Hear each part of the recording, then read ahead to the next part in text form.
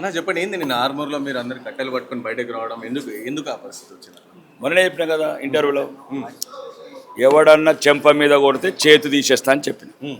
కాబట్టి వాళ్ళు ఆ రకంగా దాడి చేయడానికి ప్రయత్నం చేసినారు. కామారెడ్డి ఎమ్మెల్యేల మీద ఎట్లయితే హత్యా ప్రయత్నం చేయడానికి పన్నాలకు అన్నారో మాకున్న ఇన్ఫర్మేషన్ ప్రకారం మా మీద కుట్ర జరుగుతుందని దాని ప్రకారం కార్యకర్తలు స్వచ్ఛందంగా తరలి వచ్చారు. మాకు రాజ్యాంగం ఇచ్చిన హక్కు సెల్ఫ్ డిఫెన్స్, మమ్మల్ని మేము కాపాడుకోవాలి కాబట్టి కర్రలే పట్టుకున్నామంటే అర్థం చేసుకోండి. తర్వాత ఏదైతే అది అవసరమైతే అది కూడా పట్టుకుంటాం. అంటే ఓపెన్ థ్రెటన్ చేస్తున్నారు రాజ్యాంగాన్ని అడ్డు పెట్టుకొని. ఏది రాజ్యాంగబద్ధంగానే నీ ప్రాణాన్ని కాపాడుకోమన్న రాజ్యాంగమే నాకు చెప్పింది సెల్ఫ్ డిఫెన్స్. కాబట్టి కాపాడుకోమన్నది కర్రలు కాకపోతే కత్తులు పట్టుకుంటాం. నేను వచ్చినప్పుడు ఏం చెప్పాడు, సచ్చినాక నచ్చి రిపోర్ట్ రాస్తావా? నీ ప్రాణాన్ని చంపినాక ఇంకేం చేస్తాడు? నా ప్రాణాన్ని తీయడానికి, నా ప్రాణాన్ని కాపాడుకోవడానికి ఏ ప్రతీకార చర్య అనేది తీసుకుంటాం. కాబట్టి నిన్న మాట్లాడింది అది కాదు. అక్కడ ఎమ్మెల్యే గారి ఇల్లు ముట్టాడు అన్నప్పుడు మేము ఈ రాష్ట్రంలో ఉన్న నా తోటి శాసనసభ్యుడు కొడంగల్ గెలిచిన అయినా, కామారెడ్డిలో ఓడిపోయినైనా అనుమూల రేవంత్ రెడ్డి రమ్మన్నాను. నా స్థాయి రేవంత్ రెడ్డిదే కాబట్టి అక్కడ ఉన్న చిన్న చిన్న ఈ పిచ్చుకలతో మాట్లాడే అవసరం లేదని చర్చకు రమ్మంటే రాలేదు. ఆ టైంలో ఏదో అధికార పార్టీ ఉంది కదా కుట్రలకు పాల్పడ్డారు. ఆ కుట్రలను ఎదుర్కోవడానికి స్వచ్ఛందంగా మా భారతీయ జనతా పార్టీ సైన్యం వచ్చింది అక్కడ. ఇంకా నిన్న జంతర్ మంతర్లో ఆ విధంగా విద్యార్థులందరూ కలిసి ప్రొటెస్ట్ చేస్తూ ఉంటే లాఠీ చార్జ్ వాళ్ళపైన మీరు ఆల్రెడీ చూస్తుంటారు సోషల్ మీడియాలో ప్రతి ఒక్క వీడియో. అంటే ఆ విధంగా అంత దారుణంగా కుట్టాల్సిన పరిస్థితి అండ్ బీజేపీ దీనిపైన మౌనం వహించడం ఏం చెప్తారు? అంటే పోలీసులను కొడితే ఏం చేయమంటారు? శాంతి భద్రతని కాపాడాల్సిన పోలీసులని ఇష్టం ఉన్నట్టు విద్యార్థుల ముసుగుల అంటే అందరు కాదు, కొందరు సంఘ విద్రోహ శక్తులు వచ్చి పోలీసుల పానాలు తీస్తుంటే ఏం చేయాలి? ఈ రాజ్యాంగాన్ని కాపాడాలి, శాంతి భద్రతను కాపాడాలి, పార్లమెంట్ని కాపాడాలి. పార్లమెంట్లో ఉన్న పార్లమెంట్ సభ్యులకు భద్రత కూడా ముఖ్యమే కదా.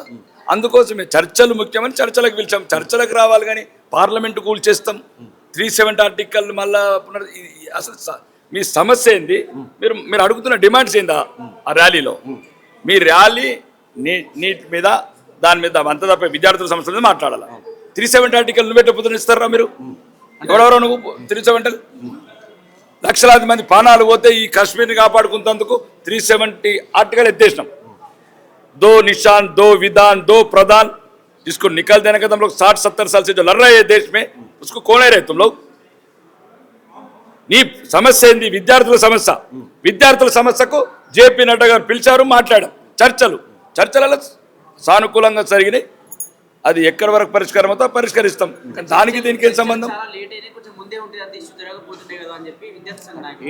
విద్యార్థి సంఘ నాయకులు ఎవరున్నారో మా దగ్గర ఆఫ్ ద రికార్డు ఉన్నది. దాంట్లో ఎవరెవరు పాల్గొంటున్నారో మా దగ్గర ఆఫ్ ద రికార్డు ఉంది. కాబట్టి ఈరోజు మాకు విద్యార్థులు అంటే అభిమానం. విద్యార్థులు ఎవరు కాదు, మా బిడ్డలు, భావి భారత పౌరులు, ఈ దేశానికి అధిపతులు, ఈ దేశ ప్రధానులు, ఈ దేశ రాష్ట్రపతులు వాళ్ళు. కాబట్టి మా బిడ్డలకు ఎటువంటి అన్యాయం జరగనివ్వము. వాళ్ళ ముసుగులో ఎవడన్నా రాజకీయం చేయాలనుకుంటే న్యాయం చేయాలనుకుంటున్నారు. నీట్ ఎగ్జామ్ రాసిన వాళ్ళలో చాలా మంది 21 మంది దాకా కూడా ఆత్మహత్య చేసుకున్న పరిస్థితి. దాన్ని కమిటీ చేసాం. ఇప్పుడు కమిటీ చేసి దానికి ఏ రకంగా మనం చర్యలు తీసుకోవాలి, దాని ప్రకారం చర్య తీసుకుంటాం. ఏదైనా సరే భవిష్యత్తులో ఇట్లాంటి జరగకుండా ఎట్లయితే మొన్న సెకండ్ సారి నీట్ జరిగినప్పుడు ఏ రకంగా జాగ్రత్తలు తీసుకున్నాం ఆ రకంగా జాగ్రత్తలు తీసుకుంటాం.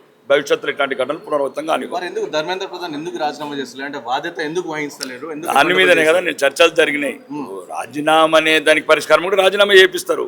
దానికి కాదు ఆయన ప్రమేయం లేదనుకున్నప్పుడు కమిటీ తీర్మానం చేస్తారు. ఆ కమిటీ ఇన్ని రోజులు పట్టిందా ఈ నిర్ణయం తీసుకుని చర్చలు పిలవడానికి? అక్కడ చాలా సంఘటనలు చాలా పరిష్కరించాము. వాళ్ళు చెప్పారు మాకు న్యాయంగా జరగాలంటే ఆ ఎగ్జామ్స్ని బాగా ప్రాపర్గా చేయాల్సిన ఆర్మీ హెల్ప్ కూడా తీసుకున్నాం. అవసరమైతే భవిష్యత్తులో కూడా ఎగ్జామ్స్కు ఆర్మీ హెల్ప్ తీసుకుని కూడా జరుపుతాం.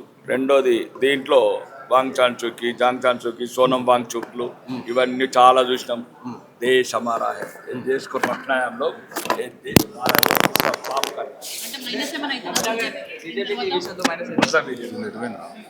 हमारा ये आपका भाजपा अलग है, आपका भारत अलग है, ये मोदी का भारत है, ये मोदी का भारत है. घुस के भी मारते हैं. नरेंद्र मोदी नायकत्व, भारत माता की.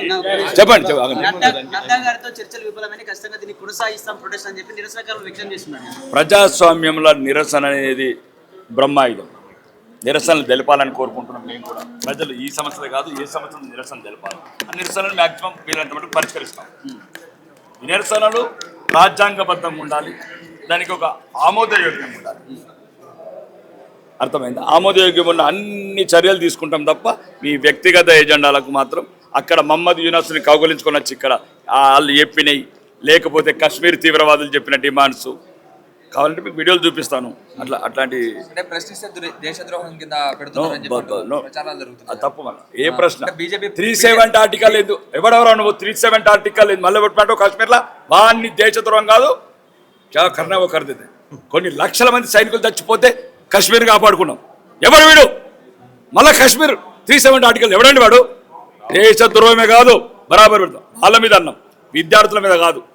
దేశానికి వ్యతిరేకంగా ఇప్పుడు కూడా చెప్తున్నాం, ఎవడన్నా దేశానికి వ్యతిరేకంగా ఎందుకురా దేశ్ కా తుకుడా होना इंशा अल्लाह ये भारत का टुकड़ा होगा.